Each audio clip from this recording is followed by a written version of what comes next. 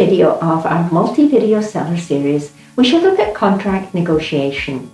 The seller has possibly had many buyer viewings at this point, and now one or more offers have come in on the home. So what happens now? This section is extremely important, as contract negotiation will determine not only how much money the seller is going to walk away with at closing, but also will determine how smooth the closing process will be.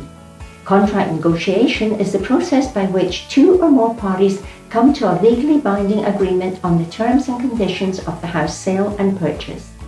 The main goal of contract negotiation is for each party to be satisfied with the rights and obligations assigned to them and hence be ready to sign the contract.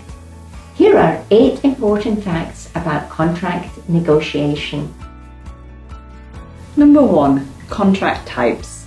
In the state of Florida, at the time of us making this video, the most commonly encountered contract is the as-is contract for sale and purchase. This contract does not obligate the seller to perform any repairs, but it does give the buyer the right to cancel within the inspection period at the buyer's sole discretion. The inspection period is usually no more than 15 calendar days. The standard contract for sale and purchase at this time is infrequently used. It stipulates a maximum repair amount that the seller is committed to spending. This amount will go towards rectifying any issues raised in the general home inspection and in the wood destroying organisms or WDO inspection. It also goes towards rectifying any permitting issues if any should exist. Offers are normally accompanied by either proof of funds to close for an all-cash offer or a lender approval letter in the case of a financed buyer. Number 2. Contract content. Both contracts are very comprehensive, and if signed off by the buyer and seller, will be used as reference throughout the transaction. As well as writing in the name of the buyer and the seller and the property address, the buyer's agent will outline the offer price and whether the buyer is purchasing using cash or financing. If the buyer is using financing, the amount of the down payment and the loan type will be added to the contract. The buyer's agent will also write a response date by which the seller must answer or the offer is considered withdrawn. The contract will also include a closing date, the amount of the escrow deposit and where it is to be held, the appliances conveying and whether any personal items are included or excluded. Additional items will include the length of the inspection period, how assessments are to be handled, who will select the closing agent, whether any additional addenda are included, and there is also a section for any additional remarks should any be pertinent to the offer. Number 3. Counter offer. The seller does not need to only either accept or reject an offer.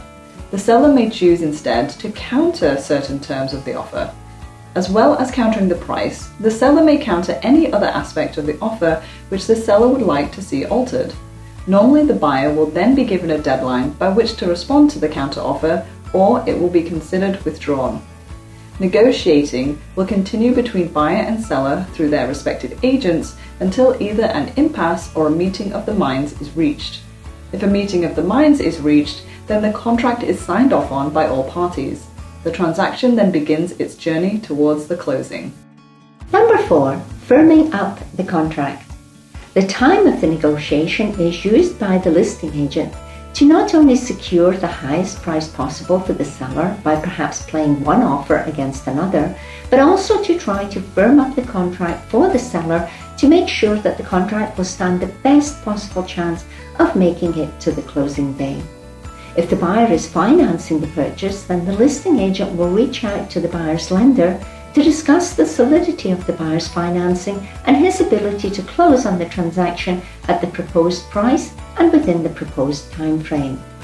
If the listing agent has concerns about any other aspects of the offer, for example, whether the appraisal will bring in the purchase price on a financed offer, then they may make a recommendation that the seller asks that the buyer remove the appraisal contingency, if not entirely, then at least to a certain degree. Shortening buyer inspection timeframes is also another way to strengthen an offer. Should a buyer not be satisfied with the home inspection outcome, it's better that information be learned sooner rather than later. Number 5. Seller concessions. In a buyer's market where there is a surplus of available inventory, a buyer may be able to request that the seller contribute towards the buyer's closing costs.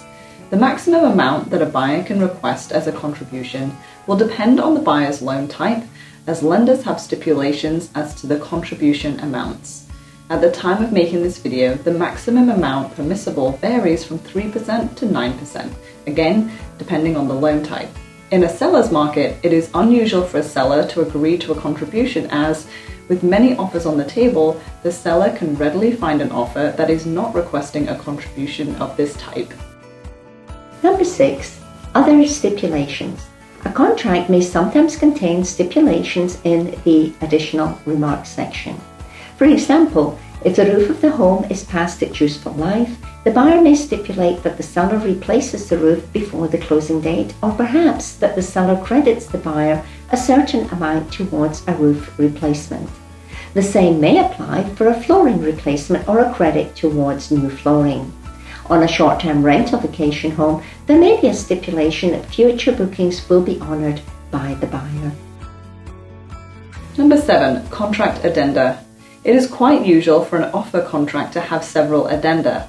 For example, if the home is in a community which has a homeowners association, then the contract will have an HOA addendum.